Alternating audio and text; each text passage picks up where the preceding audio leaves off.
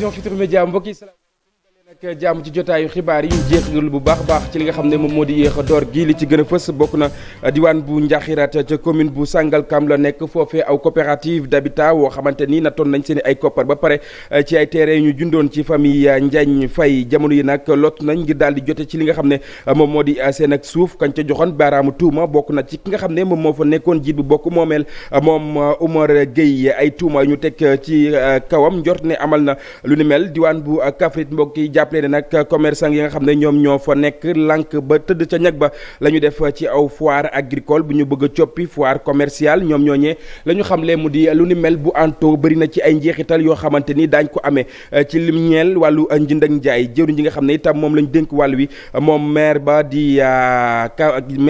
Abdoulaye Seydou Sow la mu xamle mu di lu ni mel du ay njeexital moom moo ko tax a jóg lay intérêt bi moom moo di commerçant bu ci nekk mën cee gis boppam indi na ay kàddu yi tuuma ci la jotaayu xibaar daañ leen ko digtal daañu waxtaane itam leneen mu ñeel wàllu alam gi waxtaanee li nga xam ne nag moom moo di yenn ci ay njeexital yoo xamante ni port minier ak itam vraquier bu Bargny bu Sendou daal na koy amee tax na itam daañu dalal ki nga xam ne moom moo di maire bu Sendou Arona Ndoye lay wuyoo ci jule jotaayu xibaar daañu séq ak moom waxtaan wu yaa mu wax ñu yenn ci ay njeexital yoo xamante ni daana am ca gox wa nga xam ne moom la ñu ko dénk daañu waxtaanee wàllu tàggat yaram attaquant sénégalais bu Liverpool moom Sadio Mané dina dikkaat bu baax a baax ci penalty wi nga xam ne daal na koy raté ni ki démb ci finalu fa këp bi mu diggéen ki nga xam ne nag moom moo di Edouard Mendy bi ba nga xam ne dóor na ko bal ba nga xam ne dóor na ko plutôt mu daal di koy jàpp daañu waxtaane itam ci li nga xam ne moom moo soxal wàllu ballon d'or doomu réew bu sénégalais bi leen nag dikkaat na la nga xam ne gën na koo soxal ci la jamono daal di gagné ay trophée lu mu ci mënti doon daañu leen diktal ay kàddoom ci la jotaay mbokki léegi ma dikk ñu faram fàccee.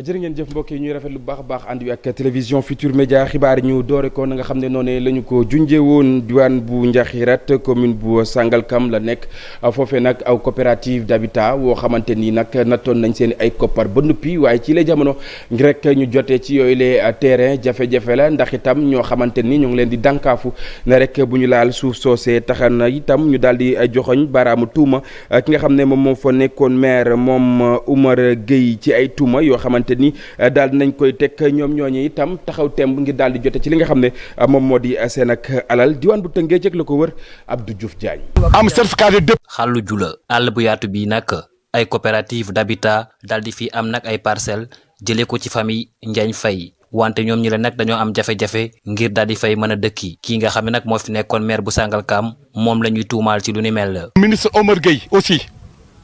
sunu terrain bi nu war a dugg defar ko dafa jël ay nervi teg fa encore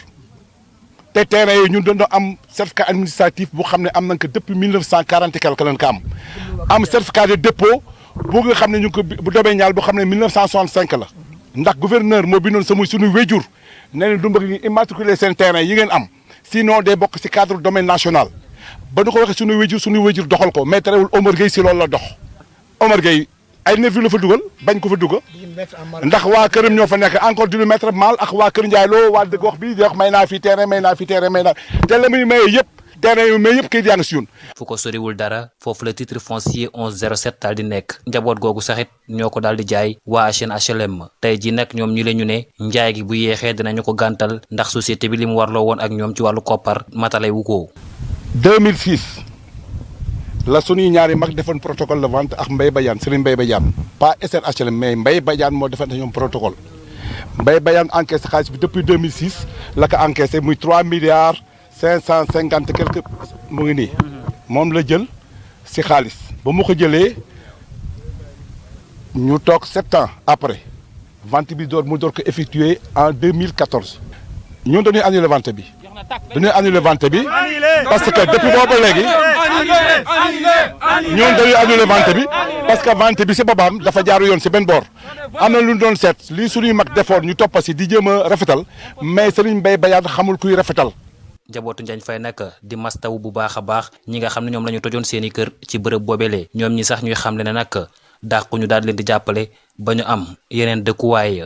jërëjëf Abdou ginnaaw coowal suuf ñu àddu itam ci beneen ab coow bi la yoon wàllu njënd ak njaay diwaan bu Kaffrine ñooy yëngu ci wàll wi bañ nañ ne li nga xam ne nag moom moo di foire agricole bi ñu bëgg a coppi aw foire commerciale du ñu ko nangu benn yoon jabar yi nag noppi nañ ngir daal di teg seen ak bakken ndax lu ni mel bu ñu bàyyee mu wëy li nga xam ne moom moo di ay njeexital ci lépp lu ñeel wàllu njënd ak jaay ci boobule gox daana bari lool tax na itam ñu dool di am janoo ak way taskatu xibaar yi Omar Ndiaye Boubacar Fall bopp ci reportage ñu seetaan. ñoom commerçant yi marché centralu Kaffrine nag nee na ñoo lànk ba kandaare ne foire du fi am ndax yëguñu tinuñu kenn boolewu leen ci. parce que léegi li ñu bëgg a def fii ci région de Kaffrine ci période bii foire te ñun foire agricole la ñu déclaré. ñuy def foire agricole ak foire commerciale bi nag lañ d'accordul waaw foire sax ñun d'accord nañ mais du période bii la ñuy defi foire te bépp booy dem dëkk booy dem di fi defi foire. commerçant ya nga def yëfa ne ci dëkk ba war nga leen contacter bañ ànd ak yow ñu ànd yëkkatee ndoor dóor waaw. ñoom commerçant yi di xam ne ñoom ñoo ñu organiser foire bi amuñu benn kayit bu tukkee ko ci mairie bi. ba ñu demee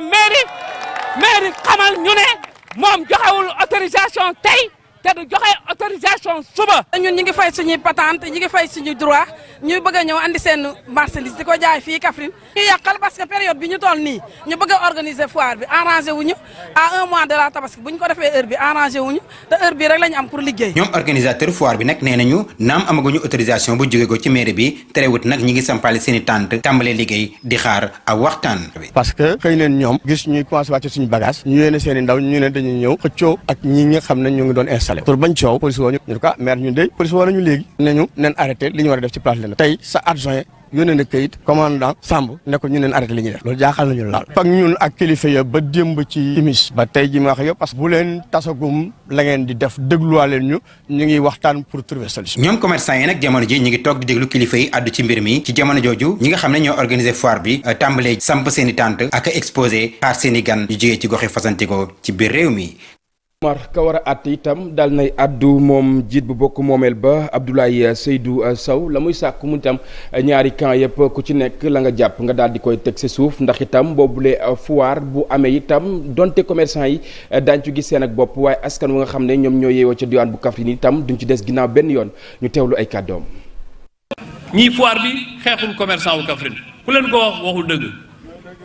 parce que li am mooy ñu bëgg. mbir mi waa Kaffrine ñu xam leen li ñuy jaay fii ñu gis leen ñoom sax seen bopp mënoon nañ ñoo bokk ci foire bi ñu àndandoo wane li ñuy liggéey ci biir Sénégal mais mën naa comprendre en tant que maire que dana am jafe-jafe ndaxte commerce bi développé wul bu baax Kaffrine kon nag bu loolu amee war nañ mën a ut ay pexe man loolu su ma ko waxoon nañu ñu ut pexe ba may jox leen ndàmpaay lu ñuy perte ci foire bi ñu mën ko am feneen et ñoom ñu mën a participer parce que lii bu réussir ëllëg victoire u Kaffrine la victoire u Sénégal la mais mun nañu waxtaan ba ñu am ndàmpaay lu ñuy ñàkk ñu am ko feneen mais loolu nag waxtaan a koy lal. ginnaaw Kaffrine ñu wutali diwaan bu Linguère xam ngeen ne dëgmal nañ li nga xam ne moom moo di tabaski ku ne tabaski wax xar ku ne waxee xar itam wax la nga xam ne moom lañ koy xonte mu di li nga xam ne nag moom moo di ñax moom ngeen di gis lu jafe la ngir askan wi daal di koy teg bët ca boobule diwaan tax na itam aw société woo xamante ni nag day yëngu ci wàllu daakaandeeg yeneen yu ni xeetoo daal di leen di ubbil seen ay tool ngir rek ñu mën a am loo xamante ni dees nañu ci xont seen ay xar ñi yëngu ci wàllu wi itam rafetlu bu baax lu ni mel diwaan bu Kaffrine Mamadou Moustapha Ndiaye Sidi Thiam ci caméra bi. ci département bu Linguère ñax lu fi jafe la situation boobu moo ëlëm way jëfandikoo yi rawatina sàmmkat yi looloo waral ba Azila di ab société bu yëngu ci wàllu exploitation dàkkaande tijji leen tool yi nga xam ne ñoo nekk ci Lonkaan ak ca Thiargny ngir ñu mën a jël ñax mi jébbal ko seenu jur. juróom-ñetti commune la ñuy intervenir su ma juumul donc commune bu nekk am nañ fa ay tool. sàmm bi nag nekk activité mi yëngu-yëngu boo xam ne moom la population yi gën di def donc si kaw loolu bu ñu tolloo yenn waxtu bi si at bi mi si côté mois bi ñu toll di mois fin avril jëm mai li ëpp day fekk ñu pare si suñu exploitation gomme arabique bu ñu paree si exploitation bi dañu permettre population yi ñu bénéficier si tapis herbacé bi nga xam ne ñu ngi ko doon aar donc dañu ibbi tool yi pour tool yi ñuy tëj mais tool yi nga xam ne tëjuñu ko dañu bàyyi nit ñu dugal seen jur ñu sàmm. askanu Jolof lu ni mel ñu am si mbégte lool. dañ daan dem ba barbar di boobi diggante ñoo ak barbar ay 40 kilomètres diggante fii ak barbar. waaw gox bi ñun moom commune Sagata ñun wax dëgg yàlla moom rafetlu nañ lii bu baax daal. rafetlu nañ ko lool wallaahi asila bi moom macha allah dimbali nañ ginnaaw yàlla dimbali nañ moom wax dëgg yàlla. Azila Ngom compagnie te ji lu toll ci juróom benn téeméeri hectare ci jamono ji nga xam ne xont bi dafa seer ba jéggi dayoo. compte bi seer na te mënoo ñàkk a jënd compte te léegi jur yi la of nañ boo jaayee de doo am li nga war a am te force nga compte. compte bi moom saako ñaari junni ak ñetti téeméeri ñaari junni ak juróom benn téeméeri yëpp am na fi xam nga ne loolu mënoo ci dundal jur wante fii moom boo fi duggee da nga fortaatu dara nga jox sa jur. sàmmkat yi di tàllal loxo nguur gi ngir mu wallu leen laata lambay di ñaaw ca Carñi ak Lonkaan askan wa am si mbégte lool waaye nag ñuy ñaaw lu ñuy profité ci tëjji tool yooyu di jël ñax mi di ko jaayaat. ñax mi ci gàncax bi wala bokk alam gi lay daal di sax tax na itam daañu waxtaanee wàll wi waxoon naa leen ko bi ñu door yi la jotaayu xibaar Arona Ndoye lay wuyoo moom mooy maire bu Sendou daañu waxtaanee lépp lu ñeel njeexital wi nga xam ne itam port minéral yi ak itam vraquier bu Sendou daal dina koy am ñu ngi lay nuyu bu baax a baax monsieur Ndoye di la jox sa wàccuwaay. waaw Cheikh maa ngi lay remercier bu baax. ci invitation bi ma invité fii. di nuyu auditeurs yi ak auditrices yi. TFM. boo ñu invité fii wax ak ñun ci problème mu port minéralier. vraquier bu Sendou. dañ ci kontaan. ndax mooy infrastructure bi ëpp foofu. ndax port minéralier bi jël na 483 hectares. parmi Sendou ak Minam ñoo ko daan bay. am na nag lu ñu fa gis ndax bi ñu commencé mesure d'accompagnement yi respecté wuñu ko à 100% ndax dañu amoon poste de santé boo xam ne ñu ngi ko installé ci biir. ñu jële ko fi poste de santé bi dañu jumelé maternité ak poste de santé amul fañ ci àdduna. port bi administration bi SNP moo ko yor. mooy Sénégal Minier port bi nga xam ne daan jaane moo ko administré. commencé na fa benn école. fa dëgg yàlla. mais travaux yi acheminé suñu kontaan nag pour am port taxaw Sendou. dañu bëgg ëllëg chômage bi wàññi Sendou. main d'œuvre locale bi. ñu jublu si. am na société française bu fa taxawoon. taxaw ci mel ni ma si xale yi di liggéey. dafa yow. président de la république tam indemnisé na ñi doon bay foofu. ñëpp lañ indemnisé. jël nañu seen xaalis. ñëpp jox nañ leen seen ak ndàmpaay. booy wax rek te yàlla rek tax ñu wax. ñoom jël nañu seen xaalis. ci la jamono ginnaaw li nga xam ne moom moo di njeexital yi liggéey bi fan la toll. liggéeyu parce que foofu. de la nationale jusqu'à Sendou. tali bi dafa ko defaraatoon par l'intermédiaire de Aliou Sow administrateur. bu CSE. di centrale bi taxawee Sendou. ak port bi. les gros transporteurs mooy camions yi dañu yaaxatal bi. ba Sendou la route est impraticable su tawee Sendou est coupé du reste du monde wax naa ak ñoom nag. wax naa si ak président de la république ba Mamadou Faye bu FERA envoyé na fa un ingénieur je le remercie au passage. ñu ngi si am yaakaar. loolu daal la nga xamante ni nii li ñu gën a bëgg na mooy poste de santé ñu defaral ñu wax naa ko daan jaane envoyé na fa ay techniciens waxoon nañu aussi zone de sécurité bi dañuy jël 250 mètres. il y a 2 ans ñun ñu lànk loolu bu amee ak région la ñu yemale Sendou du bouger centimètre. parce que Sendou village centenaire la am na ñetti téeméeri actuel. ñu am suñu réalité traditionnelle religieuse économique et sociale nañu nu fa bàyyi Sendou fa mu nekk. ku ko fa jéem a jëlee nag di nga am loo gis. yaa ngi wax itam lépp lu soxal wàllu inondation tey jilee askan wi lot nañ ci dund wàll wi à votre niveau ndax itam li nga xam ne moom moo di nawet bi moom la ñu dëkkmal yan matuwaay nga jël ngir askan wi mën a bañ a dund li nga xam ne dundoon nañ ko at yi ñu weesu. je vous remercie àdduna baa ngi may seetaan. parce que ñu ngi may seetaan. ba démb la engin bi mujj taxaw. maa ngi defal canal bi nga xamante ne. mooy jël toutes les eaux pluviales di ko déverser ci bras de mer. boo seetloo dëkk Lebu yëpp dëkk bu nekk dafa am fu ñuy wax bras de mer bu nawetee fi la ndox yi di jaar di dem. je remercie ku ñu naan Matar Diop. directeur Sendis. c'est un partenaire national moo ñu defal loolu gratuitement. maa ngi koy wax devant la télé waa Sendou ñu ngi may seetaan. et yaakaar nañu ne ñu ngi ci préparation hivernale. fexe ba ndox bu tawee Sendou benn ndox du fa def ñu ngi commencé itam di pavé alentouru mosquée bi. ma remercier aussi Malick Gueye mi nga xam ne mooy directeur AGETIP commencé nañu liggéey suñu hôtel de ville. président de la république itam vraiment recevoir na ma këram. jox nañu xaalis jox nañu ciment bu bari pour dëkk bi. on a journaliste yi dëkk bépp en chantier. d'accord mais leneen itam nekkul askan wi yëpp ñoo rafetlu lu ñu mel maanaam ñi nga xam ne ñoom ñoo yeewoo diwaan bu Sendou. ndax itam bu ñuy bañee am na ñoo xamante ni taf daal nañuy dumm yu lu ni mel. yow à votre niveau ban plan de communication nga teg en tant que maire dem di saafonte ak askan wi waaye itam xamal leen li nga xam ne moom moo fa nar a am. waaw xam nga suuf ñaari njëriñ la am. da ngay dëkk wala nga tabax wala nga béy comme dañuy béy foofu. te mbéy mi ñaari weer la. gombo la ñu fi béy lu ñuy wax kanji waaw ak benn ñuy béy bisaab. bu ñu gisee ne port taxaw na foofu war a dimbali waa Sendou. ci chômage bi. bu ñu xoolee ni ëllëg bu fi nit ñi liggéeyee lii nit ñi di liggéey mooy ëpp li ñuy def rendement mbéy mi. mais je crois que ñu def foofu moo gën. parce que port bi dañu fi indi pour désengorger le port de Dakar. yeneen société dafa taxaw. wax naa leen main d'œuvre locale bi moo prioritaire. bu ñu laaj parce que itam wàllu mbay ak itam wàllu napp wàllu élevage am na doole lool. fa nga xam ne moom moo di diwaan bu Sendou. waaw waa Sendou ñu ngi ay Sendou ay mool lañu à 90%. ñu ngi dem géej mais ku nekk xam ne secteur boobu. dafa xaw a saturé. géej gi saa mu dox saa du dox. ñenn ñi sont obligés def li ñuy wax nomade. pêcheurs yi ñu ngi Joal ñii ngi Mbour parce que pêche bi dafa bëri ay secteurs. ba tey ay doomu Sendou la ndax comme liggéeyu port ba moom moo fa taxaw ndax am ngeen ñoo xamante ni daañu tàggat ndaw ñi nga xam ne ñoom ñoo dëkkee biir Sendou ngir ñu mën a liggéey ci port bi ginnaaw itam yenn ci seen ak suuf bu ñu ko jëlee. ak itam wàllu napp gi bu ñu mënatul a def lu ni mel. waaw man maa ngi wax ak benn partenaire boo xam ne dafa bëgg a def école de formation. pour les métiers du port. waxoon naa si ak ku ñuy wax la directrice Awa Ndiaye ba am na fu ma yebal. pour ma dem foofu.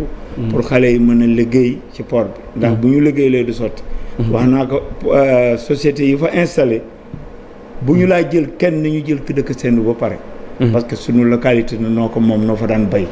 bu ñu seetee nag ne métier mi amu fi ñoo am nañu droit dem feneen man dinaa xeex si loolu ba jeex tàkk. parce que waa Sendou ñoo jël seen i carte jox ma ko dinaa leen jege. lu ñu bëgg mooy xale yi liggéey te incha allahu rabbi war naa leen ko avant may nekk maire dinaa si doole. Sendou itam doon loo xamante ni xam nañ ko taxawaayam yàgg booba ak léegi ñuy wax Sendou ci jamono yi comme dañu nekk ci li nga xam ne moom moo di àddina yan matuwaay wala boog lan nga teg ngir daal di def Sendou li nga xam ne moom moo di destination afin que nit ñi war moom fa mën a dem bu baax a baax lu mooy li nga xam ne moom moo di port bi. waaw Sendou avant tout site balnéaire dañu am plage bu rafet am plage bu am soleil nekk diggante Bargny ak Yène nekk place bu tranquille dinaa def li ma jëkk a def développement durable ak hygiène bi dinaa def plage boo xamante ne sans déchet zéro déchet laa ko bëgg a def dinañu def ravalement des façades booy dugg Sendou mu def am attraction ñu xam ne fii ville commune touristique la loolu commencé nañu déjà liggéey bi te ñi ma bokkal bureau ba ñi ma bokkal mooy conseil yi ñu ngi si taxaw bu baax a baax dinaa def Sendou bu ëllëg ku bëggoon a dem Saly nga jaar Sendou toog fa. d'accord merci. ci wàllu tourisme beeg lépp nag. d'accord jërëjëf. merci Cheikh Diop jërëjëf mu doon ki nga xam ne nag moom moo di Arona Ndoye may fàttali rek ne moom mooy maire bu Sendou ñu doon waxtaanee lépp lu ñeel wàllu njeexital mu soxal port minéralier ak itam vraquier bu diwaan bu Sendou ñu di ko jaajëfal bu baax a baax mbokki wéyal itam li nga xam ne moom moo di xibaar yi addu ci leneen mu ñeel langue politique bi fii ci réew bu Sénégal xam ngeen ne dëgmal nañ itam leneen mu ñeel élection législative yi ñu nam amal ci fanweeri fan ak benn ci weeru juillet wi nga xam ne nag moom la ñu dëgmal diwaan bu Kaolack ñi nga xam ne ñoom ñoo di arabisants yi la ñuy sàkku ñu daal di am ak taxawaay boo xamante ni itam dina bàyyeekoo ci ñoom jëm ci lànguk politique bi tax na itam Baye Thiam Akhlan moom moo yor seen kàddu àdduna jëmale ci micro Pambay Diawo ak Faly Gueye. waaw dafa am ñoo du lenn lu mooy ne législative yi nga xam ne moom lañ jublu ci investiruñ ko ci. loolu gis nañ bi Arabie Saoudite ànd ak président Macky Sall gis nañ doole ji ni mu daan doxee ak ni mu daan tëddee mën nañoo wax ne joxuñ cër Arabie Saoudite kon moom na walbatu ko xoolal boppam Arabie Saoudite. waaw dafa am ñoo xam ne dañoo jàpp ne lii président yéeni wut ko Arabie Saoudite wala sëriñ daar yi dafa am ñu dox suñ diggante ak ñooñu lañ bëgg ñu génn suñ diggante ak président ñu nekk ci parti bi depuis 2012 di sonn ñàkk sin lépp ngir président Macky Sall te ba léegi Macky Sall mel ni dara xewut loolu dama gis ne ñim ñi boole ak ñu dox suñ diggante ak ñoom la ñu bëgg nag mu bàyyi ñu xel xam ne ñun dañoo sonn ci ñoom. bëgg nag président balaa dara di jàll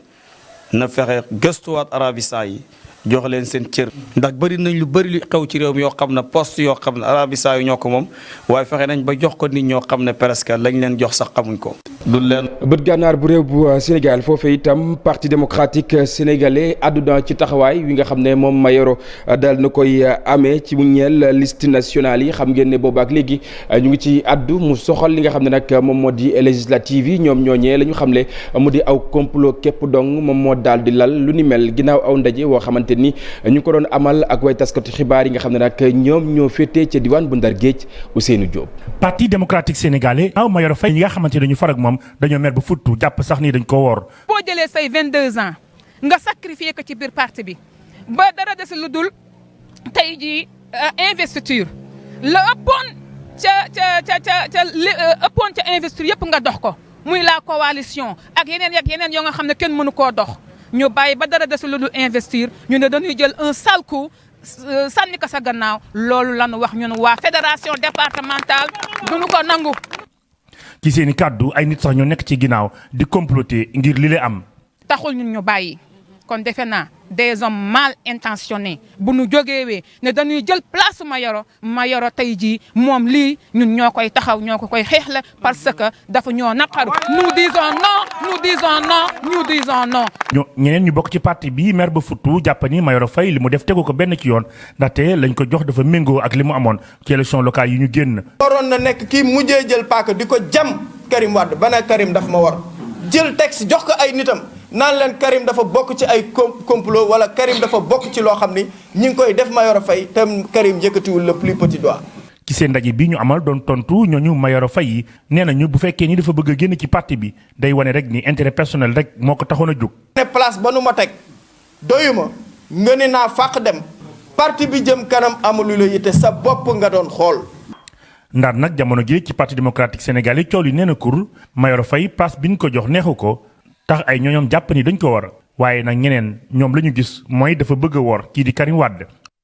fukki fan ak juróom ci weeru mai ni tey atum 1993 la ñu boomoon ki nga xam ne nag moom moo di maître Babacar Seye beneen ab maître itam moom maître Alioune Abou Talib Guèye daal dina yëkkati ay kaddu daal di koy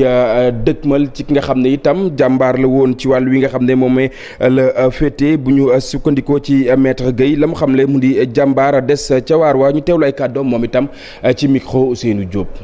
bi nga xamee ne damay def profession avocat. bokk na ci li tax ma bëgg métier bi ci éloquence am ci xam-xamam yàlla def tamit ne bi ma soogay door fekk ko fii ak maître Amadou Lamine Sall yal na yàlla yokk yërmandeem ci ñoom bari na loo xam ne ndax xam nga ki nga xam ne moo la sut booy dajeek moom yow yaay jàng ci moom wante jàngul ci yow. gisoon nga ne lu mu am jox na ko Ndar nekkoon président Linguère def ci lu ne li ma ci gën a rappelé moo di. avant ma nekk sax président nga xam ne man ak sama xarit maître Madické Niang nga xam ne boobu avocat stagiaire rek la nu bu Linguère ñëwee foofu ñun ñoo ko daan gàttandu. dignité responsabilité ba taxoon ñu joxoon ko loolu nga xam ne liggéeyam lañ ko boomee wante li wér mooy ci boomu Ndar yi nga xam ne bokk na ci exemple yi nga xam ne ñun war nañ. ñu waxtaanee leneen mu soxal wàllu caada ci li nga xam ne itam ñu ngi ko doon amal mu ñeel yenn ci ay dëkk yoo xamante ni ñoo bàyyeekoo yenn ci ay tundu Afrique ngir daal di amal lël bokk na ci li ko waral gën a ñoŋal lépp lu soxal wàllu musique fii ci réew bu Sénégal orchestre jigéen ñi tam am ci taxawaay bu am solo ak yeneen i orchestre yoo xamante ni nag ñu ngi bàyyeekoo ci yenn ci ay dëkk Ibou Diouf ak itam Pape Sangone Mbaye ñoo teewoon ci ndaje bi nga xam ne moom la ñu amaloon ñu teewlu ñi nga xam ne ñoom ñoo fa yëkkati ay kàddu. yoo waaw dafa am programme yoo xamante ne ni dañ koy def ci Afrique bi fu ne ñu fay dugg di fa génn di dajeek ay artistes yu ne bi ñu demee Abidjan nag ci fan yële ak bien avant aussi ñu dajee woon ak groupe bu ñu mag bu ñuy wax jigéen ñi boo xamante ni ay jigéen rek ñoo ko sos ñoo ci nekk ci groupe boobu ñu dajale leen boole leen ak beneen groupe boo xamante ni dañ ko créé woon moom itam ay jigéen rek la ñoom woy rek la ñuy def ñu ñii dëkk Côte d'Ivoire ñii dëkk Bénin ñii dëkk Tchad ñii dëkk Sénégal ñii dëkk aussi États-Unis ñu dajee ñuy def li nga xamante ni moom mooy résidence de création maanaam dañuy toog waxtaan pour def ay spectacle seen biir ñu créer benn am nañ ay formation yoo xam ne dañuy jaay formation sur la communication artistique ak régie générale et bu loolu weesoo dafay am ay showcase nag dañuy wane artistes yi nga xamante ne ni dañoo nekk ci yoon di dem ñoom li nga xamante ne ñu ngi koy créer fii mooy seen dajaloo bi ñu def ñu koy war a def entre orchestre jigéen ñi ak WOP d'Afrique la cay dajee nga xamante ne ni directeur artistique bi Freddy Massamba la tudd moom moo jógee Belgique ak Congo ñëw di ko diriger dañuy def li nga xamante ni moom mooy restitution wu événement bi. Sidi Lamine Fall itam da yëngu ci wàllu caada ñu gën ko xam ci Lamp Fall Koutiari moom itam aw gitaaram la yor ngir rek daal di ci jàllale ay message yu am solo mu di aw artiste woo xamante ni ràññee nañu ko lool ci yéen yoo xamante ni da koy baaxee askan bu Sénégal Abdourahmane Diallo Mamadou Gueye ñoom ñoo demoon daje ak ñoom ñu seetaan reportage.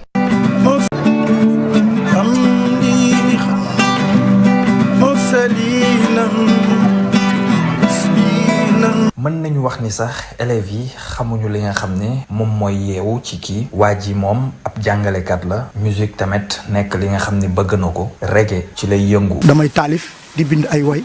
musique bi may def c'est musique reggae la mais reggae boobu du reggae boo xamante mooy copier jamaïcain yi mais reggae boobu fii laa ko cultivé ndax la ma koy defee ci saqum culture Baye Fall laa koy jëlee mooy ci woy yi muy ci bàkk yi muy ci taalif yi muy ci message yi nga xamante ni maam Cheikh Ibrahima Fall daan na ko génne moo xam ne bu ma ko waxee dina doon njëriñ ma di ko def musique di ko def. Sidi Lamine Fall ñu gën koo xam ci tuuru Lamp Fall Koutiari lu ëpp ci li muy def mooy daal di dem jàngale ji waaye tamit répéter musique bi nga xam ni moom la gëm. ñaari métier la am damay def musique damay def enseignement. bu ma waree jàngale ni may def mooy dafa am ay emploi du temps am na ay texte ay horaire mooy lundi mardi mercredi jeudi bu dee l'élémentaire la vendredi ngay wàcc léegi nag samay activité dama koy démarrer à partir de vendredi samedi dimanche. ak vacances yi ci laay def ay activités ci laay def samay tournée mais bu école ubbee damay consacré wu parce que njàngale àndut ak leen. donte sax day yëngu ci wàllu musique bi waaye jàngale bi la daal di jiital Lamp Fall Koutiari jàpp ni sol ndaw ñi xam-xam priorité la ci moom. ndax maa ngi formé ay doomu dëkk bi. actuellement ñi ma njëkk a jàngal ñi ngi université am na ñoo xam ne commencé nañ liggéey ñii nekk nañ ay docteur ñii ñi ngi Maroc ñii ñi ngi extérieur ñooñu bu ma leen xoolee damay am satisfaction xam ne li ma doon liggéey barkeel na. Sidi Lamine Fall jàngale mooy liggéeyam musique doon li nga xam ne lu mu bëgg la yor gitaaram te di yëngu ci wàllu reggae jàpp na ni tàggat nit ñi mën nañ ko jaarale ci lu bëri te musique ci la bokk rawatina li nga xam ne mooy reggae.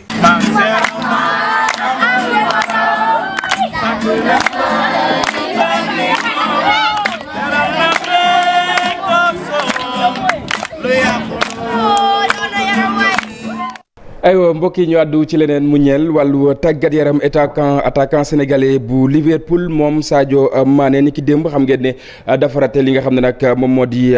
penalty bi mu ñeel finalu FA Cup ni ki démb ginnaaw janoom ak ki nga xam ne moom moo di Edouard Mendy di aw naataangoom itam fii ci réew bu Sénégal moom Sadio Mané ginnaaw kàddu yi mu yëkkati jagleel ko Edouard Mendy la mu xamle mu di dafa muusoon torop ci anamam gi nga xam ne noonee la jàppee bal bi naka noonu itam daal nañ koy laaj ci lu soxal li nga xam ne moom moo di wàllu ballon d'or bi moom Mané Niancho la mu xamle mu di ci la jamono gagné ay trophée bokk na ci li nga xam ne rek moom moo ko gën a soxal ay kàddu la yoo xamante ni mi ngi ko yëkkatee ci Bein Sport ñu teewlu ko. On savait que ça allait être très très compliqué, on avait en face de nous. xamoon nañ ne du yomb dana métti lool ndax Chelsea mi ñu doon jàmmaar lool gis nañ ne équipe bu am solo la ci wàllu taxawaay wi te andil nañ ay jafe-jafe yu bëri moo tax nag métti woon na lool te man jàpp naa ni li ci ëpp solo mooy gañe gi te def nañ ko. penalty bi Edouard Mendy moom nekk na góol bi nga xamante ni daf ma xam bu baax a baax dama ko bëggoon piéger waaye bi yoon gën na ma muus. am nañu itam Ligue des champions bi nga xamante ni war nañ ko préparer loolu itam dana nekk match bu metti lool bu jafe waaye nag ñun depuis bi ñuy door saison bi li nekkoon suñu objectif mooy gagner ay trophées yu bëri daañu joxe lépp lu ñu mën ngir fexe ba gagner Ligue des champions bi moo tax nag daañu joxe lépp lu ñu mën te li ci mënti xew lu ne itam ñu jàpp ne noonu la tey jii ñu ngi wax wàllum ballon d'or waaye boo ma tegaloon ballon d'or ak Ligue des champions man Ligue des champions laay tànn ballon d'or bi nag bu fekkente ni topp na ci ñëw baax na. Après pour ce qui est le ballon d'or si ça arrive c'est un bonus. Alhassane Ba moo tekki ay kàdduk Sadio Mané ñu àddu ci leneen mu ñeel tournoi international bu judo ca diwaan bu Ndar Géej ci week-end wile xam ngeen ne aw compétition la woo xamante ni nag dina daal di dajale lu toll ci 200 combattant ñeneen itam ñoo xamante ni daañ ci soobu dina bokk ci juróomi dëkk yoo xamante ni daañu bàyyeekoo fu nekk ci àdduna wërngal këpp ci la jamono itam taxawaay bu ri nga xam ne moom moo di équipe nationale bu Sénégal doon na lu kenn dootul natable Sat bu Jara ak itam Amadou Ba. yu ñu ko am ginnaaw ñaari at yu ñu ko amalul tournoi international judo bu Saint-Louis dellu si na mu doon 23e édition bi nga xam ne jàppalante feeñ na ci ba joxe jongante yu neex. bi moom tournoi de relance la et tournoi d'union la loolu moo si gën a neex si xol yi ñëpp juwoon nañu nekk benn xëccandoo àndandoo def lépp lu baax leneen li aussi tournoi bi dafa nekk si à 2 semaines des championnats d'Afrique de judo. et combattants yi xamoon nañu ñëw fii am fi médaille dafa leen di ubbil porte équipe nationale moo tax combat yi neex na bëri na et xale yi xeex nañu bu baax a baax am nañu 200 ak juróom-ñeent fukk ak juróom-benni combattant jóge si juróomi pays. tournoi bi ñu amal ko bi nga xamee ni Coupe d'Afrique judo bi li ci des bëreetul dimbale équipe nationale bu Sénégal ci waa caayam. xale yi ñu ngi woon en regroupement interne depuis presque ñaari ayu bés dafa baax ci techniciens yi que ñu xool xale yi en situation de combat pour xool yan réglage la ñu war a def ci suñu combattants yi balaa ñuy dem ci championnat d'Afrique yi di ñëw. événement judo bi ca Saint-Louis am na cër bu mag ci agenda sportif bu Sénégal. di organiser événement bi fii du ko def chaque année en tout cas daf ñu war et je pense ministre des sports loolu xam na ko moo tax chaque fois. su événement bi ñëwee dina convoquer comité d'organisation am lu mu leen jagleel ba nga xam ne dinañ ko organiser ci anam yu baax. ak seen yéene fës ci dellu si tournoi international judo bu Saint-Louis bi combattant yi mayante wuñu dara ci wàllum médaille d'or yi Dakar Université Club moo raw. bu ñu sant ko bu baax a baax gërëm ko mbokk yéen itam naka noonu waxtu yëkkati jotaay jot na dig daje ak rédaction bu télévision Futur Média 19h30 dinaa fi teewaat jukkil leen xibaar yi ci kàllaamay Kocc 20h itam daañu ko defee noonu ci li nga xam ne moom moo di xibaar yi ci français lu mooy loolee itam des leen di wéy ak programme télévision Futur Média jaa ngeen jëf mbokk yi ñu yendu jàmm.